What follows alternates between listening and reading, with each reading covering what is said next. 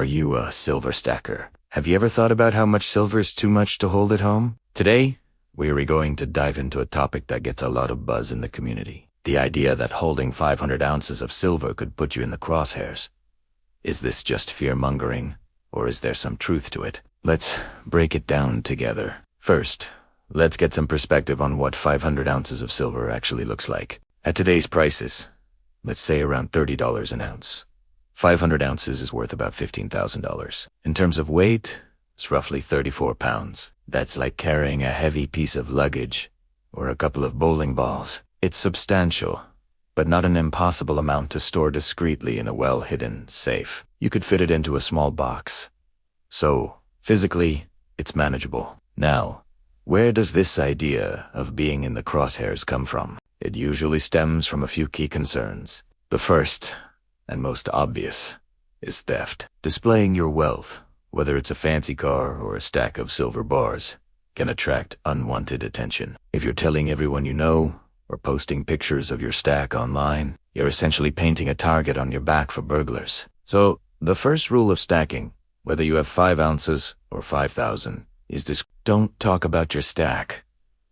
Don't show it off. The best security is obscurity. So, if you keep quiet, is 500 ounces still a risky number? The risk isn't necessarily about the specific number, but more about what happens if someone asterisk.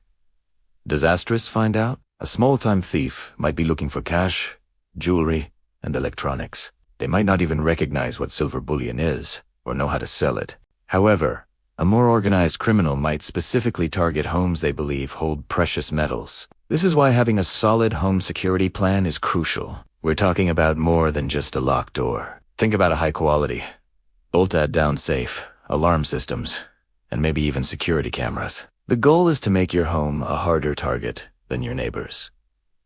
Let's move on to the second major concern, which often gets into more speculative territory.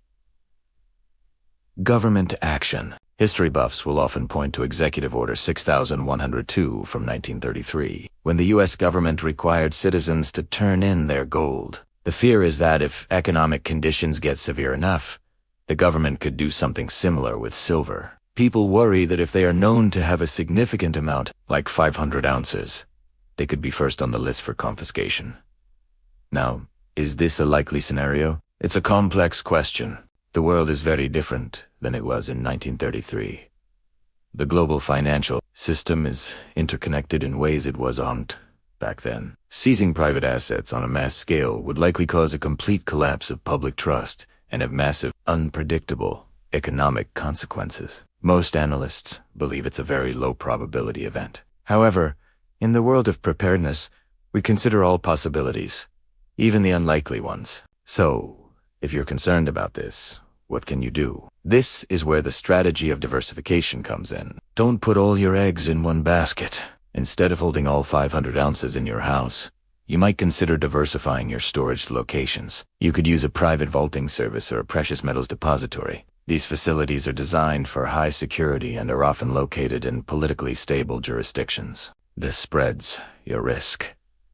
If something happens in one location, you haven't lost everything. Another strategy is to diversify the asterisk-type asterisk of silver you hold. Instead of just large bars, consider holding some smaller denomination coins, like American silver eagles or Canadian maple leafs.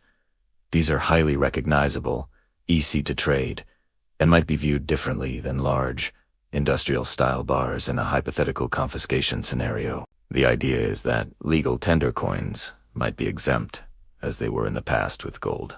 Again, this is speculation, but it's a common strategy for mitigating this particular perceived risk. Let's also talk about the psychological aspect of holding 500 ounces of silver. For some people, having that much physical wealth at home can be a source of constant anxiety. You might worry about break-ins, fires, or floods. You might find yourself checking on it constantly. If holding your silver is causing you more stress than peace of mind, it might be a sign that your current setup isn't working for you. Your investment should give you a sense of security, not make you a prisoner in your own home. This is another reason why professional storage solutions can be a great option. For a relatively small fee, you buy yourself priceless peace of mind.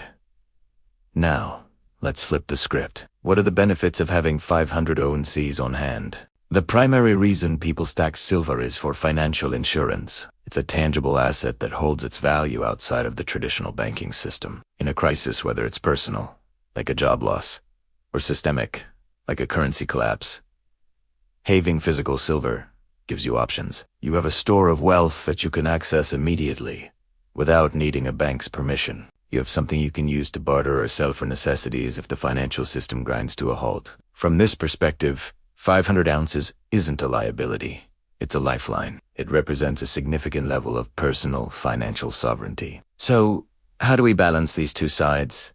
The risks and the rewards. It all comes down to personal responsibility and smart strategy. The number 500 ounces itself is arbitrary. For some, it's a starting goal.